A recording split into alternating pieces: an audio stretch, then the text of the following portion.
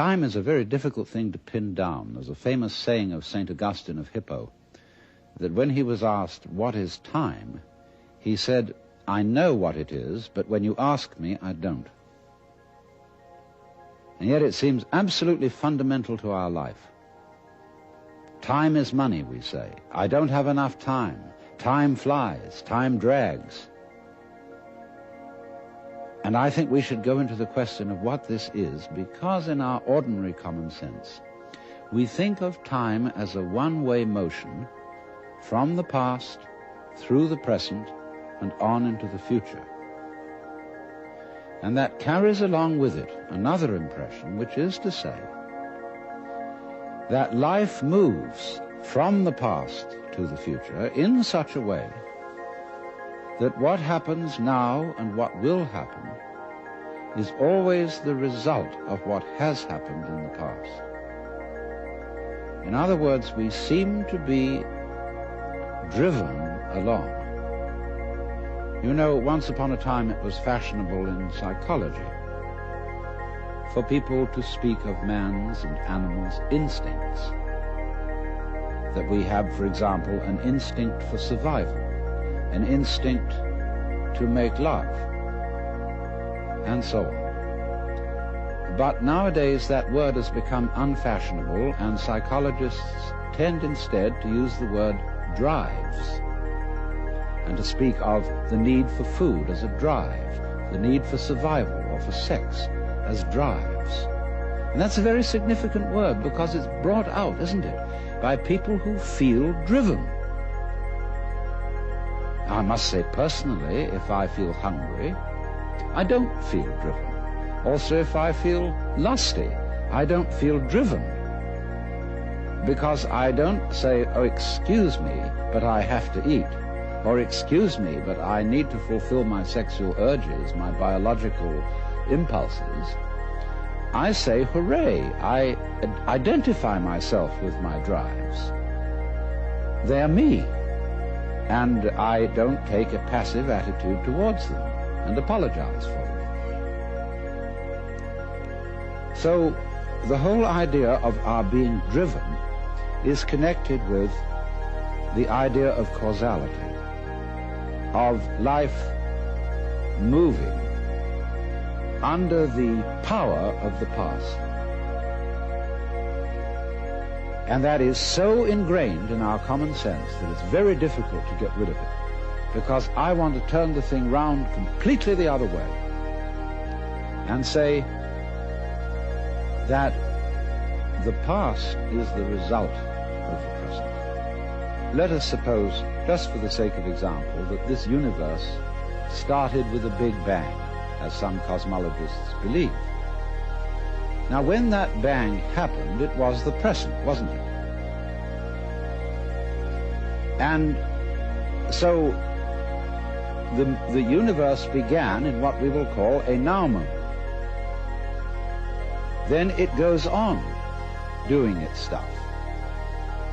And always, when any event that we now call past came into being, it came into being in the present and out of the present. That's one way of seeing it. But before we get further involved in this, I want to draw your attention to a fallacy in the very common sense idea of causality. That events are caused by previous events, from which they flow or result necessarily. To understand the fallacy of that idea, we have to begin by asking, what do you mean by an event? Let's take the event of a human being coming into the world. Now, when does that event begin? Does it occur at the moment of parturition, when the baby actually comes out of its mother? Or does the baby begin at the moment of conception? Or does the baby begin when it was an evil gleam in its father's eye? Or does a baby begin when the spermatozoa are generated in the father, or the ovum in the mother. Or could you say a baby begins when its father is born, or when its mother is born? All these things can be thought of as beginnings. But we decide, for purposes of legal registration, that a life begins at the moment of parturition, and that is a purely arbitrary decision. And it has validity only because we all agree about it. Let me show you the same phenomenon in the dimension of space instead of the dimension of time. Let's ask, how big is the sun? Are we going to define the sun as limited by the extent of its fire? That's one possible definition. But we could equally well define the sphere of the sun by the extent of its heat.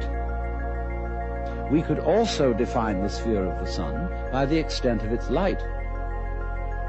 And each of these would be reasonable choices, except that it's rather difficult to keep track of the extent of its light, because we're inside it.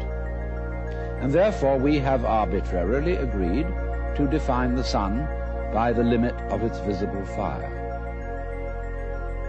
But you will see in all these, by these analogies, that how big a thing is, or how long an event is simply a matter of definition. Now, therefore, when by simple definition, for purposes of discussion, we have divided events into certain periods, we'll say the First World War began in 1914 and it ended in 1918. Now, actually, all those things which led up to the First World War started long before 1914. And the repercussions of that war have continued long beyond 1918. How are we to distinguish an event from its repercussions? So you will see that because we have divided events from one another in this arbitrary way, we do that, and then we sort of forget we did it. And then we have a puzzle. How do events lead to each other? Because you see, in reality, there are no separate events. Life moves along like water. And it's all connected, as the source of a river is connected to the mouth and to the ocean. And all the events or things going on are like whirlpools in the stream. Because you go there today and you see a whirlpool. You go there tomorrow and you see a whirlpool. But it isn't the same whirlpool because all the water is changing every second. What is happening is not really what we should call a whirlpool, but rather a whirlpooling. It is an activity, not a thing. And indeed, every so-called thing can be called an event. We call, say, a house, housing. We call a mat, matting. And we could equally call a cat a catting. So we could say the catting sat on the matting. And we would thereby have a world in which there were no things but only events. To give another illustration, a flame is something we say, there is a flame on the candle. But it would be more correct to say, there is a flaming on the candle, because the flame is a stream of hot gas. Let's take another amusing example. We say fist, and fist is a noun. And fist looks like a thing, but suddenly what happens to the fist when I open my hand? See, I was fisting. Now I'm handing it to you. So every kind of so-called thing can be spoken of as an event, and because events flow into each other, the fisting flows into the handing, we cannot say exactly where one ends and the other begins. So therefore, if we remember that, we shall see that we do not need the idea of causality to explain how a prior event influences a following event, because it's like this. Supposing I'm looking through a narrow slit in a fence, and a snake goes by, I've never seen a snake before, and this is mysterious. And I see through the slit in the fence, first the snake's head.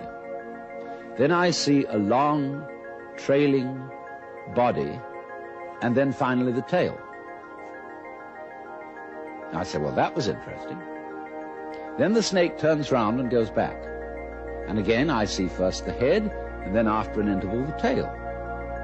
Now, if I call the head one event and the tail another, it will seem to me that the event head is the cause of the event tail, and the tail is the effect. But if I look at the whole snake, I will see a head-tailed snake, and it would be simply absurd to say that the head of the snake is the cause of the tail, as if the snake came into being, first the head and then the tail. The snake comes into being out of its egg as a head-tailed snake. And so in exactly the same way, all events are really one event. We're looking, when we talk about different events, we're looking at different sections or parts of one continuous happening. And therefore, the idea of separate events which have to be linked by a mysterious process called cause and effect is completely unnecessary. But having thought that way, we think of present events as being caused by past events, and therefore we tend to regard ourselves as the puppets of the past, as driven along by something that is always behind us. Now, to overcome this impression, it's very simple. You begin again with an experiment which I suggested in a previous talk about meditation. Approach the world through your ears. If you shut your eyes and make contact with reality purely with your ears, I mean, it's kind of silly perhaps to shut your eyes when you're looking at television, but do it just for a moment. And you will realize that the sounds you are hearing are all coming out of silence. You hear, and it fades away, fades, and finally disappears. It's a curious world, this, isn't it? Because you hear all the realities in it, the sounds, suddenly coming out of nothing. You don't see any reason for them to begin. They just appear, and then they echo away through the corridors of the mind, which we call memory. Now, if you open your eyes, it's a little harder to see this with your eyes because, unlike sounds, the eyes sound static. Or rather, they look static. Everything looks still to your eyes. But you must understand that the world you are looking at, say when you look at a light, that light is vibrating. All material things are vibrations, and they are vibrating at you now in the same way as the sound was vibrating on your ears. In other words, the present world that you see is a vibration coming just as the sound comes out of silence. The light is coming out of space. It's coming out of nothing straight at you now and echoing away into the past. So the course of time is really very much like the course of a ship in the ocean. Because here's the ship, you see, and it leaves behind it a wake.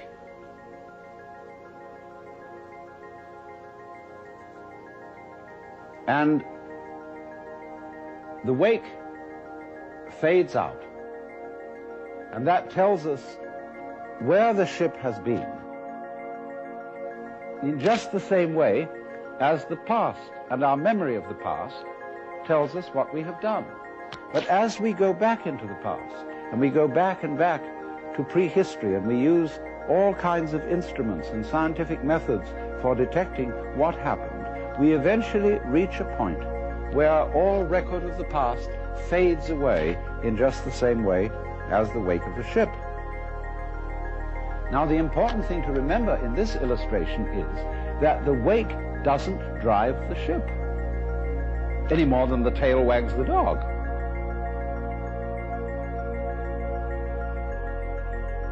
Supposing there's a neurotic, difficult child, and one school of thought used to say, well, bang him about, beat him up, and maybe he'll change.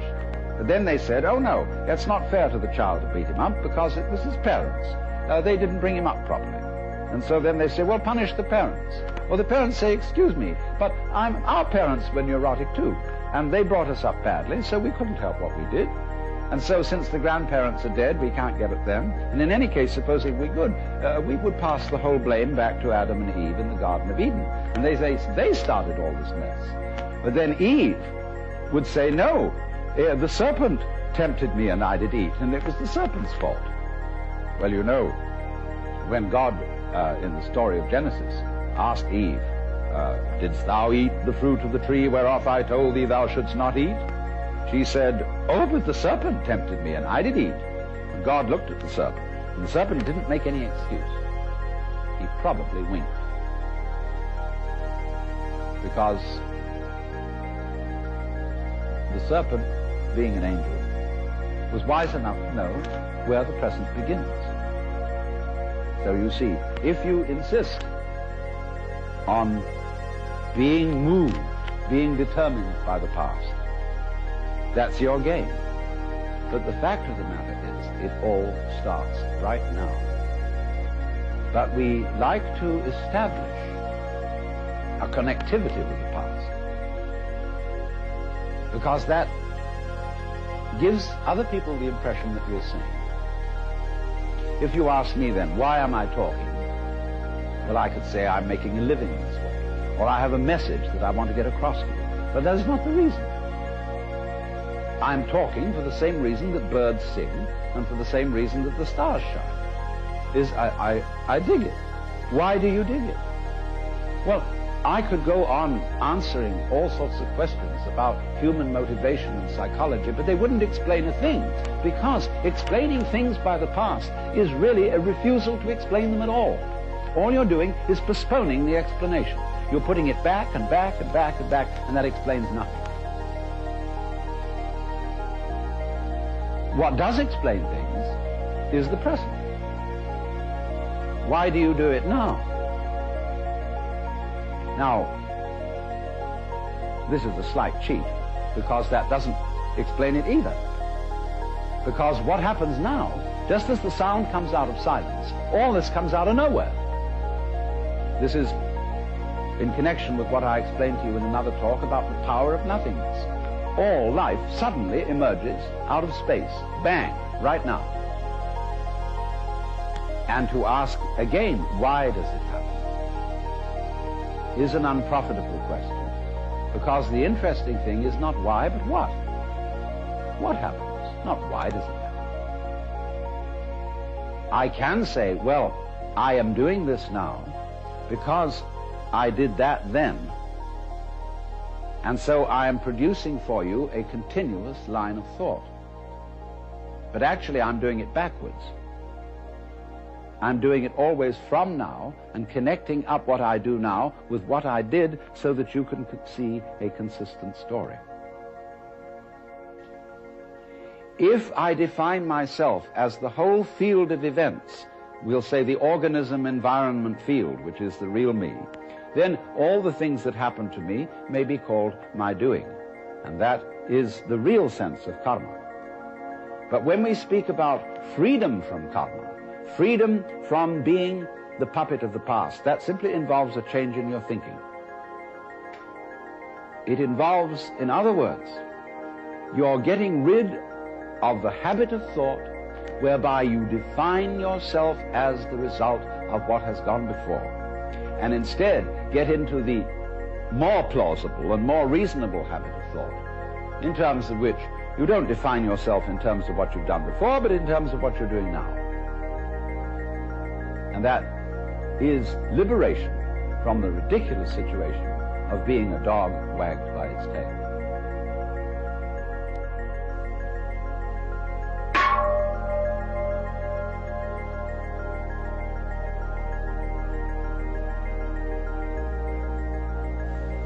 Tonight, I want to tell you 3 fantasies, all of which have something in common.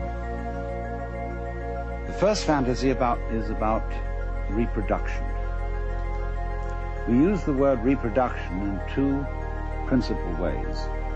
When we talk about the biological reproduction of the species, and when we talk about making a good reproduction of something in terms of a painting, a photograph, or a recording, or a videotape.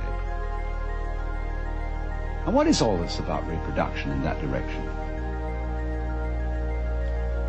Hundreds of years ago, kings of Europe who wanted to form feudal alliances by marrying the princesses of far-off states would have painters send portraits of the lady in question to see if His Majesty approved of her before he got her.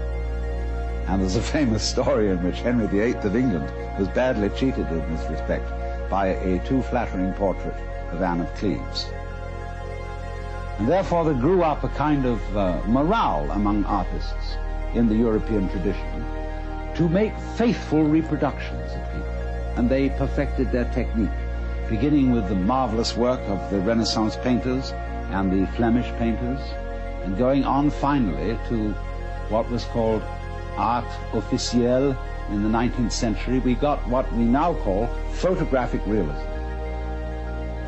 But then they said, isn't there some more scientific way of doing this? And so they discovered the camera. And first of all, there were, remember those brownish daguerreotypes? People said, well, that is pretty. It really looks like Grandpa, doesn't it?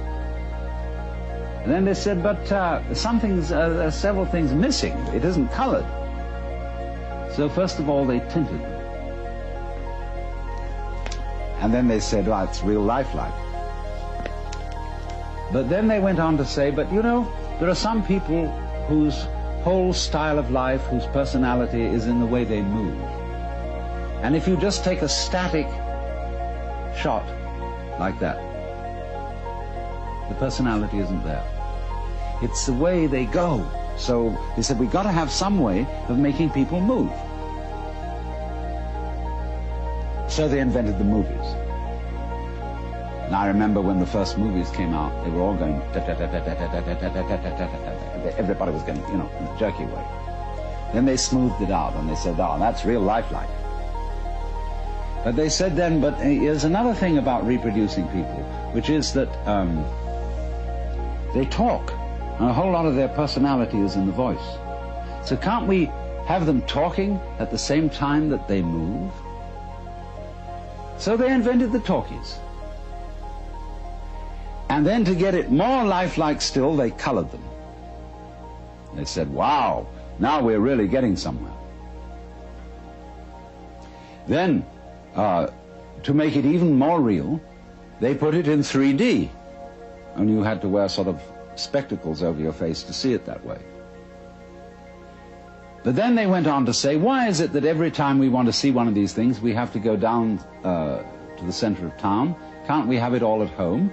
And so television came on.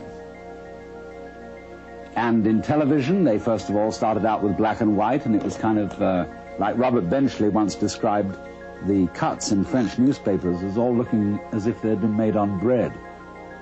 Well, that was television in a certain period. And then they improved it, and then they colored it, and that's where we are now. Not quite. Because somebody has come out with the thing that we shall all be seeing soon, which is the hologram. A television image produced by laser beams, where you see a three-dimensional figure out in the air in front of you. You say, isn't that marvelous? Whew. And then, but of course, when you go up to it and you put your hand on it, your hand goes right through it. You can't touch it. And you see, that was always the trouble with television. because you look at whatever you're seeing behind a screen. It's intangible, it doesn't smell, and it won't relate to you. So these are further problems to be solved in the techniques of electronic reproduction, and they'll do it. They'll first of all manage a way in which the electronic emission sources can solidify and make the air vibrate, so that you go up and you touch the figure and you won't be able to push your hand through it, because the air will be going faster than your hand. Imagine that. You can actually, if there's a beautiful dancer on the television, you'll be able to go up and embrace her, but she won't know you're there, and she won't respond to you. And you'll say, well, that's not very lifelike. Just as they once said, if the photograph doesn't move, it's not very lifelike. If it doesn't talk, it's not very lifelike. They'll next say, if the reproduction in three-dimensional solid doesn't respond, it's not very lifelike. So they'll have to figure out a technique for doing that. What will they do? Well, I tell you. Sitting in your home, where you're watching the scene on a kind of stage now, not on a screen, there'll be a TV camera observing you. And that TV camera will report back everything you do into a computer.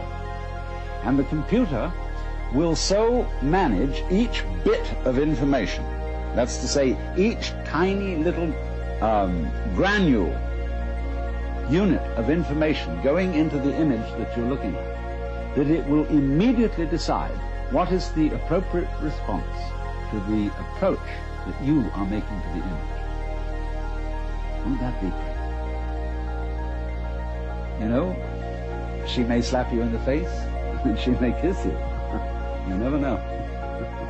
But then, to say, now, this is still not really the kind of reproduction we want. What we wanted when we looked at this scene is to be able to identify with one of the characters. We wanted to not just watch the drama that's being performed on the stage in front of us, but actually get into it. And so we want to be wired in with electrodes on the brain, so that we will actually feel the emotions of the people acting on the stage. And so eventually we will get absolutely perfect reproduction, and we will be able to see that image so vividly that we shall become it. And so the question arises, could that be where we are already? Are we a reproduction which over the centuries of evolution has worked out to be a replica of something else that was going on, and we are where we always were? Now the next fantasy concerns the idea that every living being thinks it's human. And that means a plant, a worm, a virus, a bacterium, a fruit fly, a hippopotamus, a giraffe, a rabbit. That all these beings, wherever they feel out from, as we feel out from our bodies, feel that they're in the middle. That is to say, wherever you look, you turn your head around, and you feel you're in the middle of the world. You feel you're the center. And a rabbit or a fruit fly feels that it is a center. And it has around it a company of associates who look like it. And therefore this creature knows that these are the right people, just as we know when we look at human beings. They're the right people. They're one of us. Only, of course, we have to make distinctions, because you never really know that you are you, and that you are really in the right place, unless you can contrast yourself with some other people who are, after all, not quite in the right place, and some other people who are very much in the wrong place. And then, through having this succession of comparisons, you know that you're okay. Well, the insect has exactly the same arrangement. Well, you say, well, insects and things like fishes, they don't have any culture? What do you mean, fishes being civilized and being entitled to consider themselves as humans? Well, let me put the argument from the fish's point of view. Fishes say, human beings are a mess. Look what they do. They can't exist without cluttering themselves and carrying around all kinds of things outside their bodies. They have to have houses and automobiles and books and records and television and hi-fi equipment and stuff, endless stuff, and they litter the earth with rubbish. Think of a dolphin. He isn't really a fish because a dolphin's a mammal, but a dolphin's point of view towards the human race. Dolphins spend most of their time playing. They don't work because the grocery is right there in the ocean, whatever they need. And so a dolphin will catch up with a seagoing liner, and it'll get on the wake of the liner and put its tail at an exact angle of 26 degrees. And in so doing, the liner will carry the dolphin along. The dolphin will make circles around the liner just for fun, playing all its life in the water. And we know that a dolphin's brain is as big, if not bigger than ours. It is incredibly intelligent, that it has a language which we can't decipher. And the person who knows most about dolphins in the United States, Dr. John Lilly, is a friend of mine, and he said he came to the conclusion that dolphins were too smart to tell us their language. So he abandoned this project. He said he would no longer keep such a highly civilized being in the concentration camp of a zoo, and that it should go back to the ocean. So the point is, though, that not only dolphins, but every organism that has any sensitivity in it whatsoever considers itself to be the center of the universe. Now, it has its problems. There's a Zen poem which says, "The morning glory which blooms for an hour differs not at heart from a giant pine that lives for 1,000 years." In other words, an hour is a long life to a morning glory. 1,000 years is a long life to a pine. And our 80 years and 10, or as the insurance company's actuarial tables put it, somewhere between 65 and 70 years as an average human life, seems about the right length of life. I mean, there are people who want to go on and are in quest of immortality and have their bodies frozen in case there should develop in the future some technique by which they could be revived. But I really don't go for that idea, because nature has mercifully arranged the principle of forgettery as well as the principle of memory. If you always and always and always remembered everything, you see, you would be like a piece of paper which had been painted over and painted over and painted over until there was no space left and you wouldn't be able to distinguish between one thing and another. It's like when a whole bunch of people start to scream and make noises and out-scream each other, and soon you can hear nobody. So in that way one's memories become screams, and nature mercifully arranges that the whole thing be erased and you begin again. You see, it doesn't matter in what form you begin, whether you begin again as a human being or as a fruit fly, butterfly, or a beetle, or a bird. It feels the same way that you feel now. So we're really all in the same place. We all have above us things much higher than ourselves. And we all have below us things that we feel are much lower than ourselves, just as there are things out there on the left and things out there on the right, and things in front and things behind. Because you're the middle. You're the middle everywhere, always.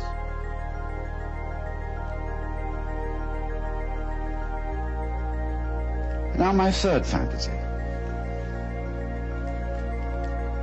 Nobody has, it seems to me, really seriously asked the question, how do stars begin? Why? How out of space do these enormous radioactive centers arise? Well, I'm going to solve this problem on the principle of the egg and the hen. Because it is said, a chicken is one egg's way of becoming other eggs. And if you've understood my second fantasy, you will see how that could be true. Now let's suppose then that a planet is one star's way of becoming another star. You know, stars, when they explode, they send a lot of goo out into space. And some of this goo solidifies into balls which get in orbit and spin around the star. And in one chance in 1,000 maybe, one of those balls will become like the planet Earth. And slowly upon it will arise what some people might call a disease called the bacteria of intelligent life. And they have a notion, these things that we call alive, that they ought to go on. And, you know, they have a fixed idea in their heads that they should keep on doing whatever it is they're doing, and they should always be doing it better. So they divide themselves into different species, and these species compete with each other in order to, as it were, flex their muscles and get better and better at whatever it is they are. And they go on doing this until one species really establishes itself as top species in the particular area on the particular planet. As we, human beings, Homo sapiens, have established ourselves as top species on Earth, whatever top means. Well then, when we have a little leisure and don't have to spend all our time finding food to put into our mouths, we start asking questions. And we look around at each other and everything and say, what is this? I mean, what's going on here? Well, some people say, that's a stupid question to ask. Why don't you just go on doing your work? Go hunting, go farming, go doing your business. They say, no, there are higher things. And so they create a special class of people who are in India called Brahmins, among us, philosophers, scientists, theologians, thinkers. And they go into this question, and they're allowed to stop farming, to stop hunting, to stop mining, to stop scrubbing floors, and to go to very special places called universities, where they can sit around and think about what is going on. Well, they think about this. First of all, they do what they call philosophy, which is they try to say what it means, what does the word be? What does the word exist mean? What do we mean when we say we're here? Well, they find they can't discuss that very far, because the word stops meaning anything. It sort of becomes a noise. They say, no, we're not really getting to the point. What we've got to do is, instead of thinking all the time and just theorizing and talking words about what's going on, we've got to investigate it experimentally. We've somehow got to look into this stuff that we call reality, the material world, and find out what it is. So they start chopping it up. See? They go into flowers and they chop up the seeds and they look into the middle of the seeds. They find something there and then they have to get a magnifying glass and look in on that. It gets smaller and smaller and smaller. And they reason they must eventually come to some particle called an atom. In Greek, atom means atomos, non-cuttable, what you can't split any further. So they come down to the atomos, that than which there is no whicher, they thought. But then they found they could split that atom. They could find the electron, the positron, the meson, etc., etc., etc., forever.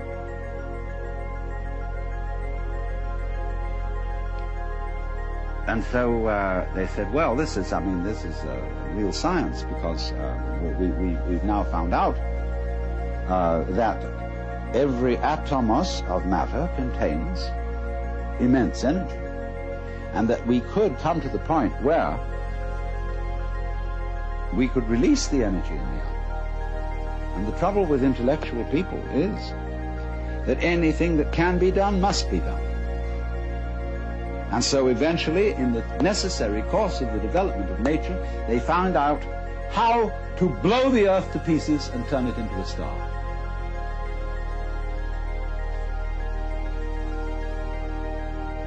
So that may be, you see, how stars originate. They have planets like chickens have eggs, and the eggs burst and turn into chickens.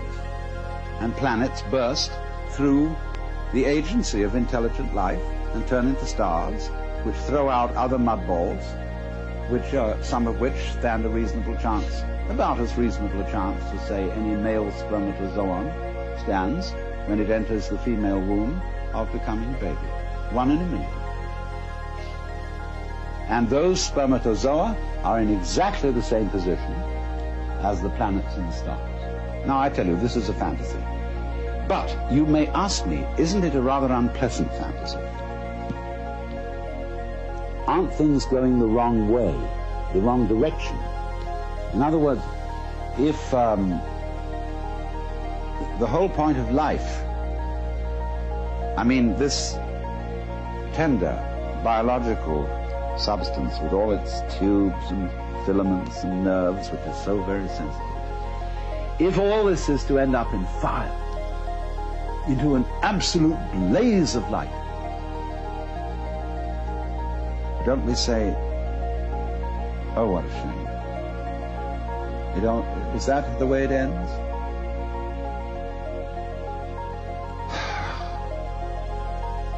But so many people say that they want to see the light. They want to be enlightened. They want to dissolve into the light of God. Then when they've done that, all over again, the process goes on, and it blows out those mud balls. And here are planets, and here once again, you're a baby, you're a child, the flowers are brilliantly colored, the stars are gorgeous, the smell of the earth, the sound of the rain, everything is marvelous once again. And once again you see the other, the man, the woman that you love. As if it had never happened before, it all starts over. And as it goes on, it gets more and more intense. All the problems get more and more problematic. And you find you're wrestling with something you can't control. You've got to control it, but you absolutely can't control it, like all the problems of the world at the present time.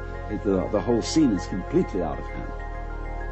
And we feel we're going to our doom, because we're going once again towards the birth of a star, which is the most creative thing there is. Now, if you think about this for a while, you see, I put forward 3 fantasies, all of which have a cyclic quality. We reproduce, not only biologically, but we reproduce artistically, technically. So, just for a moment, I want to put in an aside about biological reproduction. See, when I think back to my grandfather, whom I knew fairly well, he was, when I was a little boy, he was something extraordinarily impressive. He looked like King Edward VII. He was a very, very elegant man, with a little goatee beard. He didn't have sideburns like this, and he had shorter hair. Very elegant, dressed beautifully. And I thought, you know, he was the very image of God. Now here I am, the same age as he was when I first knew him. And I have 5 grandchildren. And I'm sort of no longer impressed by grandfathers. I know, here I am. I'm one of them too. And this is the same idea, you see, of the rara. That we are almost perpetually in the same place, as the French proverb says, plus ça change, plus c'est la même chose. The more it changes, the more it's the same thing. Well, that means then, you see, that existence, the feeling of being, is a sort of spectrum. Just as light is at one end red and at the other end violet. And you have to have these extremes in order to have color at all, in order to know light. So you see, likewise, we have to have the experience that there is somebody else, something else going on altogether out of our control, in order to have the experience of being me. And so in order to feel good, to feel that life is worthwhile, that existence is worth going on, in order to bring out that feeling, just as the red brings out the violet, there has to be in the back of our minds, maybe very far away, the comprehension that there is something that could happen that absolutely mustn't happen, that is the horrors, that is the screaming mimes at the end of the line. We have to know that's there. And every so often, that has to happen. Because if there isn't the experience that we go through, called the screaming mimes at the end of the line, where everything has gone wrong, like just before he died, the British novelist Arnold Bennett said, "I feel somehow that everything's absolutely wrong." You know? So the possibility, even the imagination that there could be such an experience in the back of our heads, is the background which gives intensity to the sense that we call feeling good, feeling that it's all right. It's all right now. I'm all right. So, if you understand that, you see that really and truly you're always in the same place. Just as every creature thinks it's a human being. And as just every being turns out to be a reproduction by some interesting technology, whether it's electronic or biological, makes very little difference.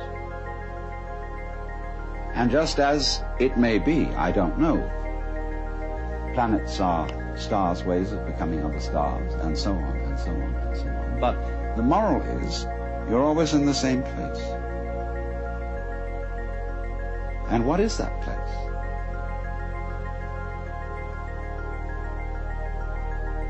You can ask yourself very, very, I won't say seriously, because this isn't really serious, it's sincere.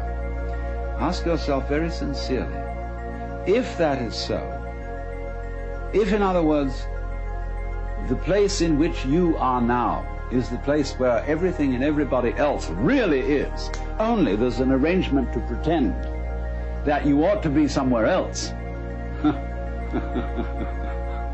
So the place where you are is the place where you're always pretending you ought to be somewhere else. And this is the nature of life. This is the pulse. I ought to be somewhere else. So it's a kind of a gazum like that, see? When if you discover that that's the trick that you're playing on yourself, you become serene. And you don't entirely give up the game because you've seen through it. But you say, it really might be fun to go on playing.